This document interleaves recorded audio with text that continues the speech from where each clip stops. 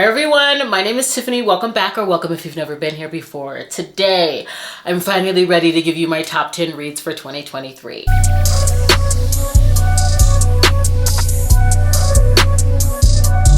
Honestly, the title of this video is really bookish math. I have two authors that have two titles within this stack, and out of the 280-ish reads, being that I do read a lot of fan fiction, so it was definitely hard to track. I have to say that this stack is exemplar of my reading journey for last year.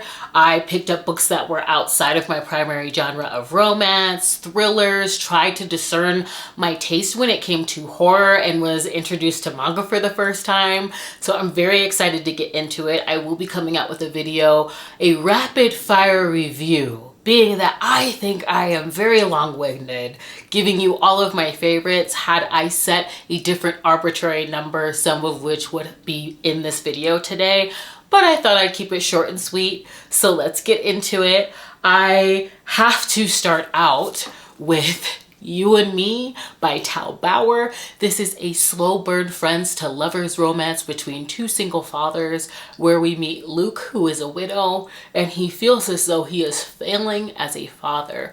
As a means to gain a connection with his son, he joins the Boosters Club for his son's football team, which is how he meets Landon, who is a polished and charismatic super dad that ushers him into the fold. And it is their slow burn romance. I love what this had to say about how messy grief can be, homophobic trauma, and the healing between Luke and his son in light of their romance. This is incredibly heartfelt, and I just kept looking for echoes of this throughout my reading year, which is exactly why I have this next book on the list. It really eclipsed a lot of the romances that I was reading, and that is The Right Move by Tomforde. This has a meditation of quiet love that I kept looking for, gleaning for in the other romances that I was picking up this year, because this showcases some of the most beautiful acts of care on the page. This is a sports romance where Indy moves in with her best friend's brother, Ryan Shea, the newly appointed captain of his NBA team, and he is crushing it, okay? He is at the head of his athleticism, but he's really created a fort of protection around himself, and he's having trouble with garnering social connections with his team. And so they enter into a bit of a mutually beneficial fake dating situation where they're both reluctant to fall. And yet the way that Ryan Shea pays attention to her and carries out these small acts of care that end up amounting to the biggest declaration of love. I absolutely adore this. His acts of care really show his hand as to how his walls are melting for her, and I just loved him. I loved their romance. I loved what this had to say. It was incredibly beautiful, and I loved how his love for her was legible on the page, which is also what I can say for to completely disrupt the flow of Past Me. You were getting it, girl. I have to pop in here because I failed to mention a book, which I believe is egregious, okay? Speaking of acts of care, demonstrations on the page, we gotta talk about You from When the Earl Met His Match by Stacy Reid. I felt like she was showing off in this book, okay? And this also has a micro trope that I'm obsessed with in romance.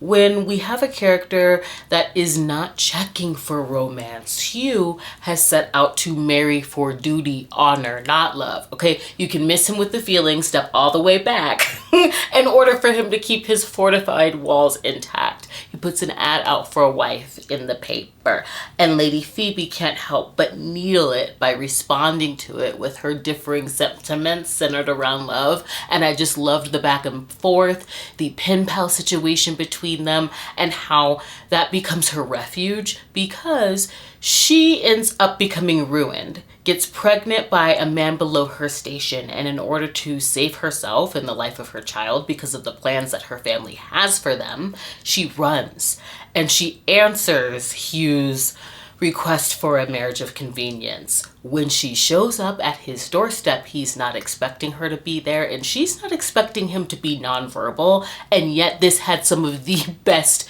communication. It was sound and honest from the very beginning.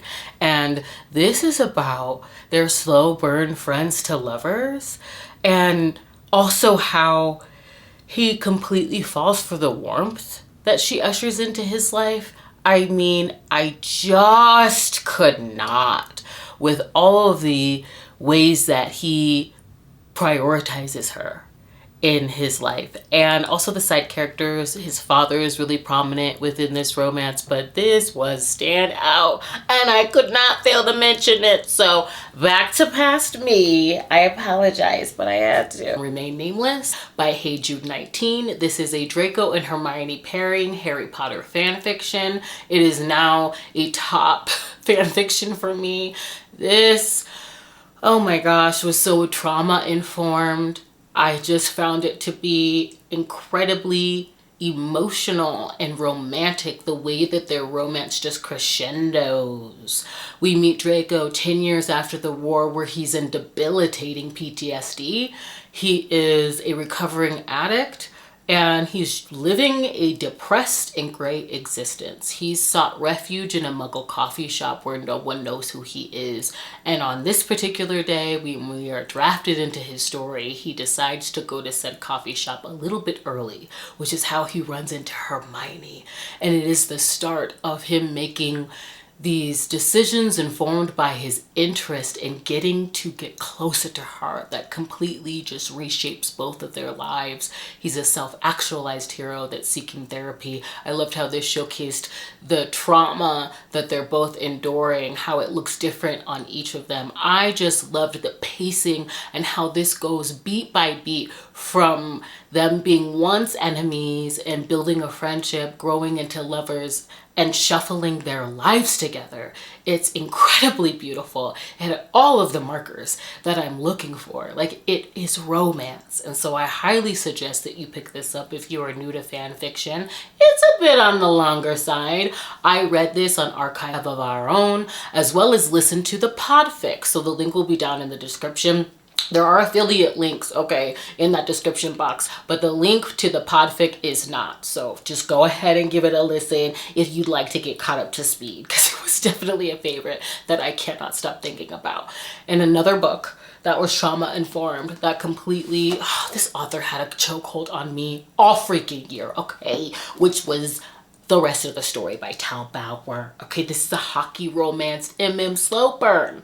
And it's following Morgan, who was drafted to the Outlaws. He is a veteran in the NHL. The Outlaws is known to be a rookie team, and it's sort of a career-ending trade. Upon arrival, he learns that this team has been emotionally and physically abused by their coach, and it starts his journey of rehabilitating this team and his romance with Shay, who is the captain. This is so timid and has a beautifully experimental feel when it comes to their romance, where Morgan's trying to hold space for all that Shay and the entire team has endured. This is an underdog group HEA book. It was incredibly cinematic. It features healing in the most heartfelt and beautiful way. It's so gut-wrenching. Okay, he sliced me, but it was absolutely an all-consuming read, and I highly suggest that you pick up Tal Bauer. Tal Bauer had another chokehold on me this year. I'm so grateful, and he's now an auto-buy author.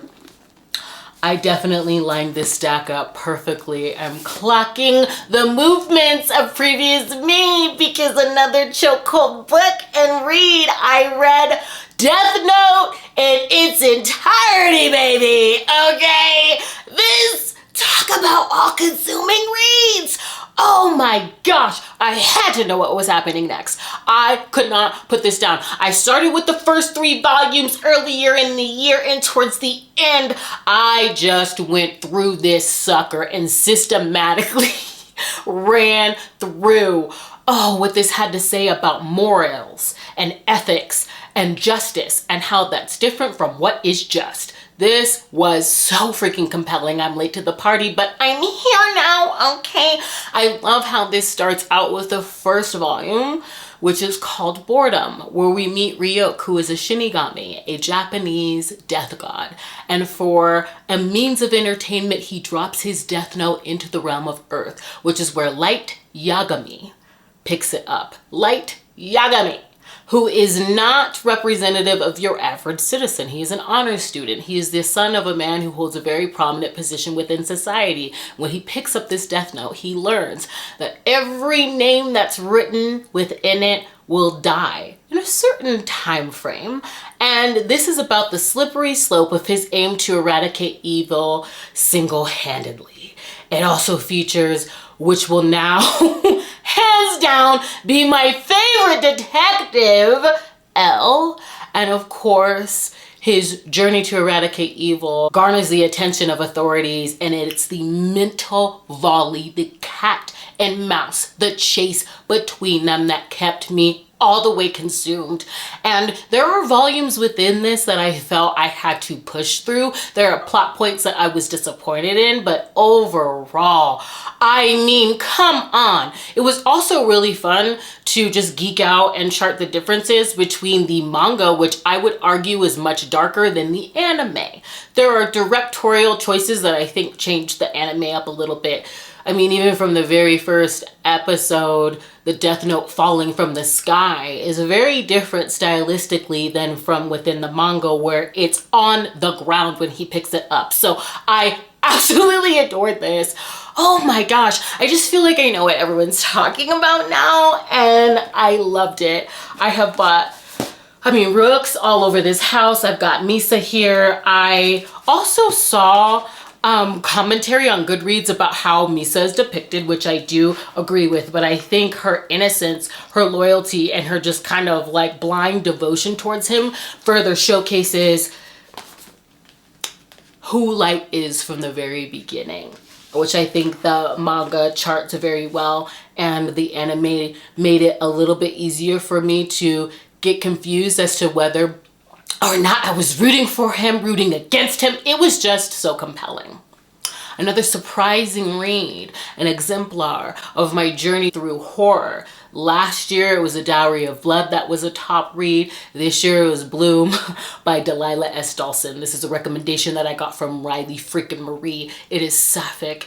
It is a cottagecore horror where our main character is just gleaning and reaching for some sort of inspiration and movement in life. She meets this woman at a farmer's market, and this woman is not only like sapphic, yearning, cool, calm, collected, everything's handmade, her retreatist lifestyle, the way in which she just moves and speaks, it's captivating, and it's not at all surprising that she takes her invitation to go to dinner at her home. And this is about how she slowly ignores all of the red flags within their relationship, their newfound friendship, hopefully romantic, her first sapphic crush, and the twist in this friggin' book. Oh my God. Like, this is what I want to read. This is my taste in horror. This is it. Oh my God. That twist rocked me. And I'm gonna be honest, I picked this up in the middle of reading Iron Flame. I found the beginning to be slow, and I just needed a pick me up, and whoa, I got it. I absolutely loved this.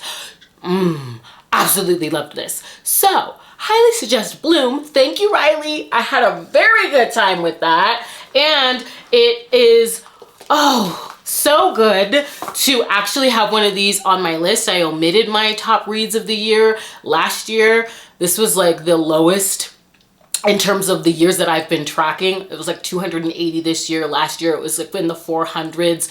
And so I read the least amount of books this year, but I'm happy that I chose to come out with this video at this point because it felt a lot more manageable. And it was the year before last that I became completely obsessed with Seanan McGuire's Wayward Children series. And so Lost in the Moment and Found is an favorite within the series. It's following Antsy. These are dark portal fantasies that are so cutting when it comes to the social commentary and the cost. The way that she showcases the cost and the exchange in these books. There is a trend of us getting a snapshot of the main character's world and life before their door opens for them as a child. And when we meet Ancy, short for Antoinette, she has witnessed the death of her father, so there are trigger warnings for grief, gaslighting, grooming. Changes become severe and swift within her life when her mother becomes remarried. And I love just that constant theme of being powerless when one is a child in an unsafe environment, which it rocked me, the reasons for why her door opens. And in this book, it's very different from the ones that precede because her door opens to many. And I absolutely loved this book and all that it had to say. It had to make its way on this list. Next, I read 2 books by this author, but when it came down to it, it was just an easy decision as to which would be on my top. And that is The Dead Romantics by Ashley Poston. This really moved me. I read it at the right time, and what it has to say about grief and loss and authorship, not just in relation to her profession or her own work, but authorship of her own life and her voice. I love that meditation within this. This is following a woman that is a ghostwriter for a very well-known romance author, and due to heartbreak, she is not really up to writing that HEA, and it's just the loss of her identity and through that relationship and the break of it. And in addition to her being unable to get an extension for this book, she has to deal with the loss of her father. And this showcases just a series of what seems to be impossible tasks as she's preparing for his funeral that kind of ushers her back to herself, home, family. There were so many beautiful quotes within this book, and I'll say this romance is between her and her editor, yet I just found this to be incredibly standout, and I am on the lookout for anything that Ashley Poston is gonna write. Because like I said, The 7-Year Slip was definitely a favorite, but out of the 2 was The Dead Romantics for me. You know, we all have our tastes. Next, I think is the most surprising for me personally. It was when I read it. It was when I was coming up with this list. And that is For the Fans by Nyla K. Woo! This is an romance between 2 stepbrothers that due to financial constraint end up starting an OnlyFans together. This is a dislike underscored by resentment, okay, type of dynamic. And I had to put this book on the list because when I went back and looked through all of the quotes that I highlighted and all of the movements that I clocked, how this informed, I think it was 7 DNFs that I never brought to you, how Nyla K just made a different choice with this book. Not only is this a contemporary romance that's over 500 pages, that was surprising that I would pick this up. This was sent to me from Cynthia from Kindle After Dark as an ebook, a gift. And what I loved about this is that it needs that page length. We meet them when their family is being reluctantly blended together, at least for them. And it is more than contentious between them. Kieran is angry. He is living with trauma. He is resentful at Avi, who comes into his father's life, who he hasn't been able to move with any of his accomplishments, and just softens him. He's angry at the fact that Avi is this calm, cool, collected, and cavalier approach to life type of person when everything is so painstakingly hard.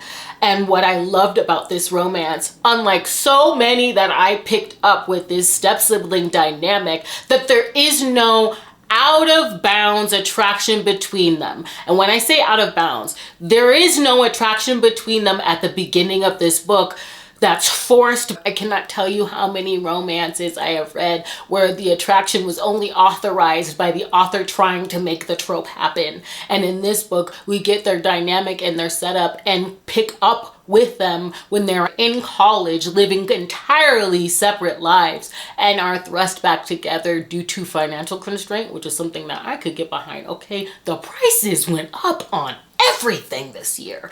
Anyway, oh my gosh, this just subverted so many things. This could have been just a salacious, spicy romp of a book. And it does go there when it comes to the steam. I would say that the steam with this definitely is erotica. However, the emotional development between them was there. The way that she recasts what I normally don't like within the third act completely authorizes it and allows for them to come back together in such a beautiful and healing way. Oh, I adored this book. I think it's doing something different, and it really did ruin a lot of step sibling, almost like bully romances that I normally would enjoy, because it just felt forced, and a lot of them had this subtext of, he may be hateful and demeaning, but he's hot.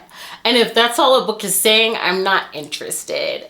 Nyla K really like knocked it out of the park for me, and I adored that. The last two I think are obvious. I'm gonna go with Long Shot by Kennedy Ryan. Oh my gosh. This is a second chance to romance. This is featuring domestic violence descriptively depicted on the page. And I just have to say, this meet cute, like so many of hers, just sets the standard. Kennedy Ryan has a way of having her meet cutes feel like that slow-mo moment where they cover so much emotional ground within one scene, more emotional ground than many characters arrive at after having full books, full relationships. In that moment, it feels special, it feels fresh, and we meet August the night before the biggest game of his career. He is in the NBA, and when he meets Iris in a bar, it's just kismet. We get so much backstory as to who they are as characters within that scene, and yet it just isn't their time because she just so happens to be with his sort of career rival. He's playing against her boyfriend in this big game, and it is about how he stays loyal, devoted, and just utterly obsessed with the idea of her, the fact that she is in game for him. And we follow the very skillfully and hard to read on the page relationship between Iris and her monstrous boyfriend, and how she, a woman that's very independent and passionate and goal-oriented, and how her light just gets stifled, and how she gets trapped and held captive within the relationship and ultimately survives, thrives, and finds her second chance romance with August. I adore Kennedy Ryan. I do believe she is the romance writer of our time, and this book just rocked me. I have a reading vlog where I read the entire Hoops trilogy on my channel, and I think it's only fitting that I end with This Could Be Us by Kennedy Ryan, which comes out on March 5th.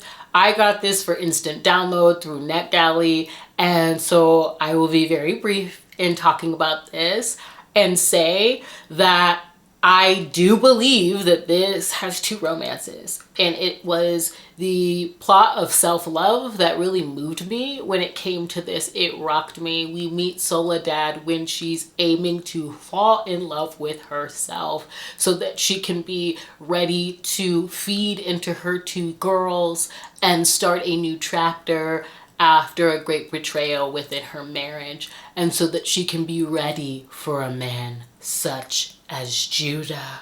Okay, Judah is a beautiful black man on the page. Judah, okay, is the father of two autistic sons.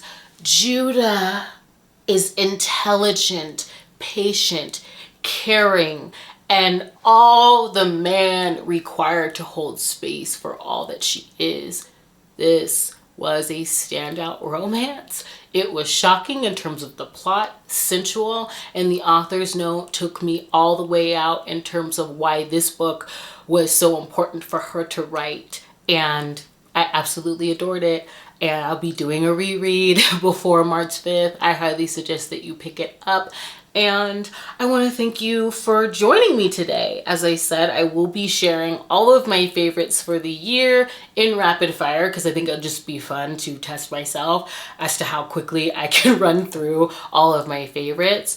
And I hope to see you in the next video. Bye.